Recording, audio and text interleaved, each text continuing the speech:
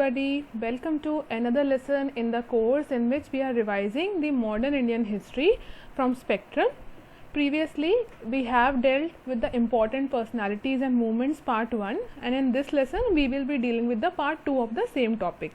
But before beginning, I'd like to make an important announcement.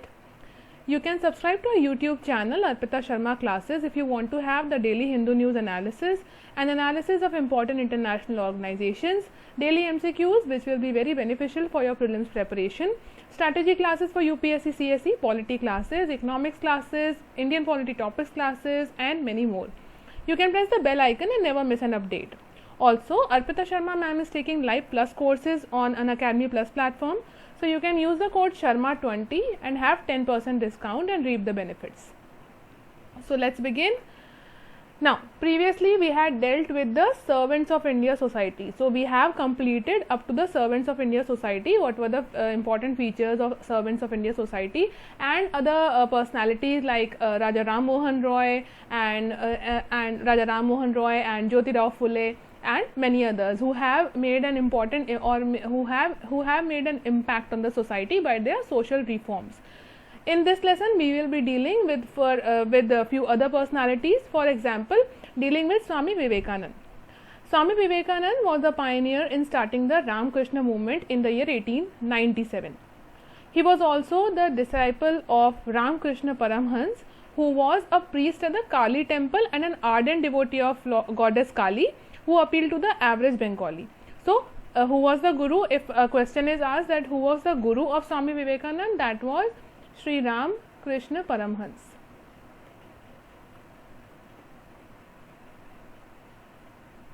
Right, and hence he gave the movement the name Ramakrishna movement because he was his disciple. So, Swami Vivekanand started the Ramakrishna movement in the year 1897. Now, what was the objective of Ramakrishna movement? It was basically to promote Vedanta philosophy and charity, that is helping the poor section of the society and bringing some social reforms and basically providing an equal platform to every person of the society. The headquarters of Ramakrishna Mutt and Mission were at Belur, Calcutta. Then discussing some more about Swami Vivekanand, his original name was Narendranath Datta, who was a preacher of Neo-Hinduism.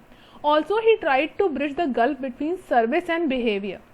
Also, he wanted to bring a balance between spiritualism and materialism. Now, what is meant by, or what do you mean by all these statements? A gist is that Swami Vivekananda was a very practical reformer.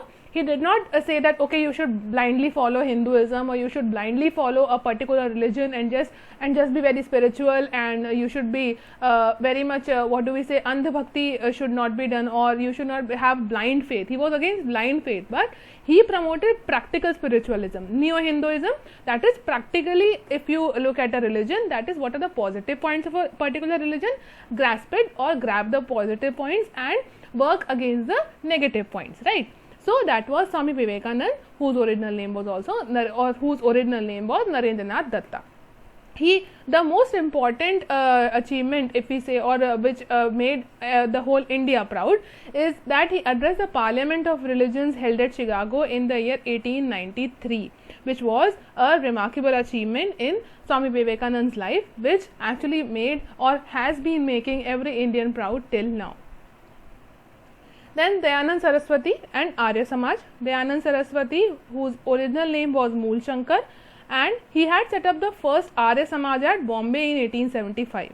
The headquarters of Arya Samaj were at Lahore, and a famous book written by Dayanand Saraswati ji was Satyarth Prakash. This is very important. Direct question has been asked and can also be asked in future as well. Now, you have to mention in the comment section what was Satya Prakash or who was the author of Satya Prakash, with which movement was it associated.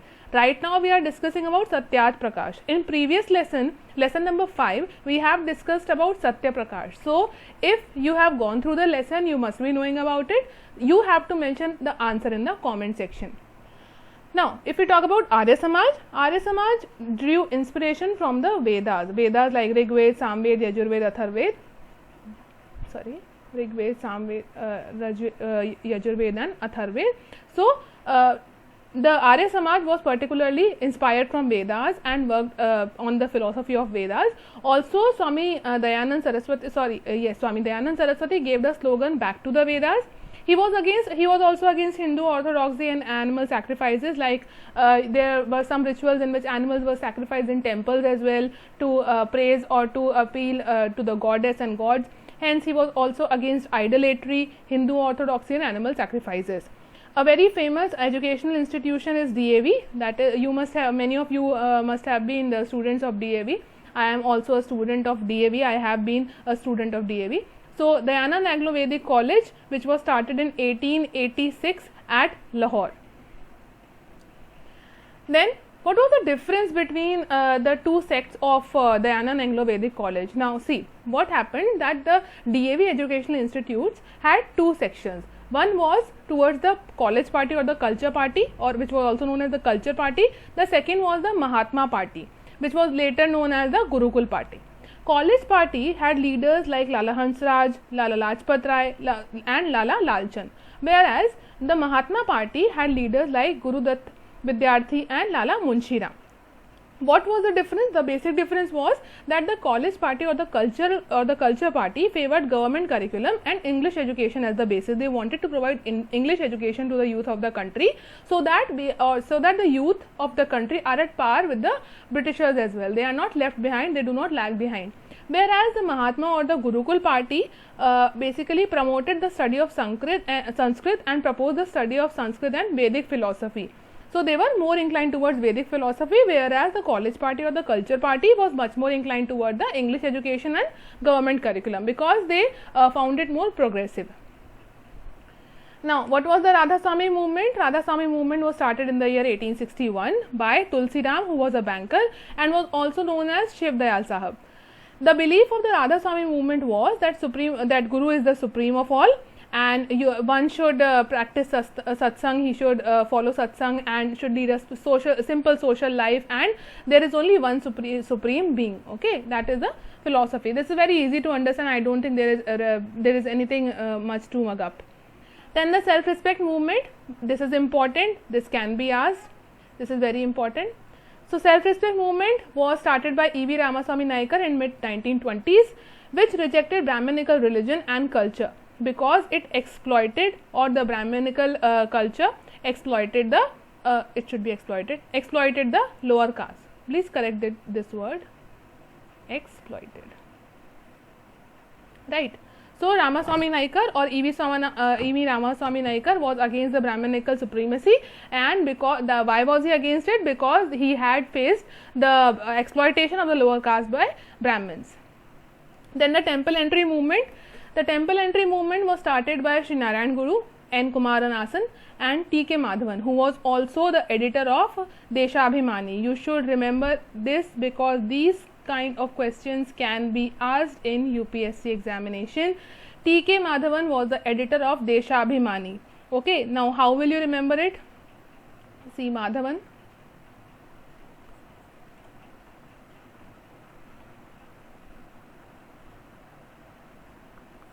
Deshabhimani.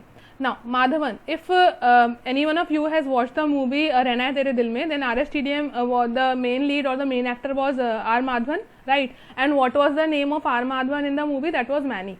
So, Deshabhimani, you can easily remember Mani, Madhavan. So, you can easily remember now. I know that is a very funny logic, but that's how you create mnemonics. You can also create yours, but this is how I have created it. Then Madhavan, Deshabhimani, Mani, like this, you can easily remember, right?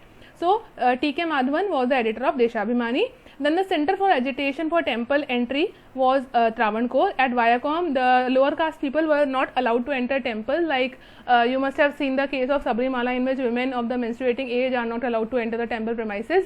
Similarly, at that time or during that period, the Center for Agitation of Temple Entry was Viacom. That is, at Viacom, the temples were not allowed to address, or the lower caste people were not allowed to enter the temples at Travancore.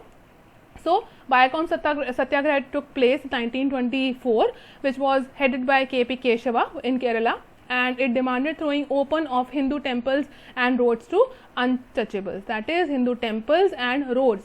So you can understand the gravity of this discrimination, that even the roads were not allowed to untouchables. Untouchables were not allowed to even walk on the road that used to lead to the temple.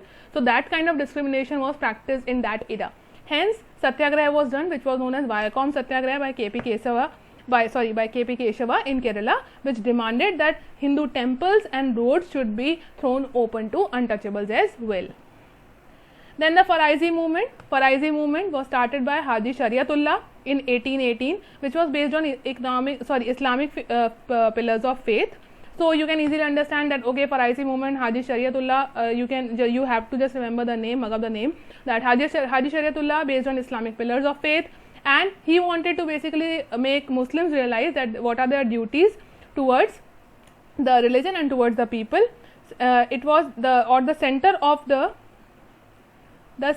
the movement was basically Northeast India, and the movement turned revolutionary under Haji Shariatullah's son Dudu Mian in 1840. It was a religious movement but without political overtones. Then Ahmadiyya movement. Ahmadiyya, if you understand, it is basically a sect of Islam that has originated in India, and the movement was led by Mirza Ghulam Ahmad in 1889. What did he preach? He preached that Islam is and there is a universal religion for all humanity, and he opposed jihad. His main belief was that Masiha is in the form of Mirza Ghulam Ahmad. Okay, not his belief actually. The people who used to follow or who were a part of the Ahmadiyya movement used to believe that Masiha has come to us in the form of Mirza Ghulam Ahmad. Then the Theosophical movement, Theosophical Society of New York. Basically, Theosophical movement had its roots in New York, outside India, and then it was started here. Theosophical movement or the Theosophical Society was started in New York in the year 1875 by Madam H.P. Blavatsky and Colonel M.S. Olcott. Both of them were pro-India. They were very much interested in working towards the freedom of India, towards the against the suppression of Indians by the Britishers. Hence, in 1882, the headquarters of Theosophical Society were also shifted to Adyar, Madras. They were basically inspired by Upanishads and Sankhya, Yoga and Vedanta school of thought. In India, the Theosophical movement was led by Annie Besant as president in the year 1907 after the death of Colonel M.S. Olcott. Then who was Annie Besant? Annie Besant was basically was a pioneer, or also you can also remember that she was the first woman president of Indian National Congress.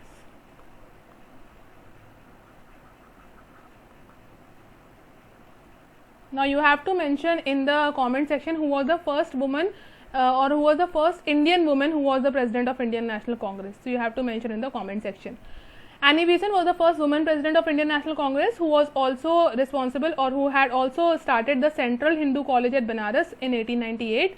Then it also led to, finally, Central Hindu College at Banaras led to the formation of BHU or Banaras Hindu University in the year 1916, and she was very much inclined towards the education of women or women's education. So this is it in this lesson. I hope you are enjoying the lessons. Do let me know in case you do not understand anything. I will try and resolve all your queries. Thank you.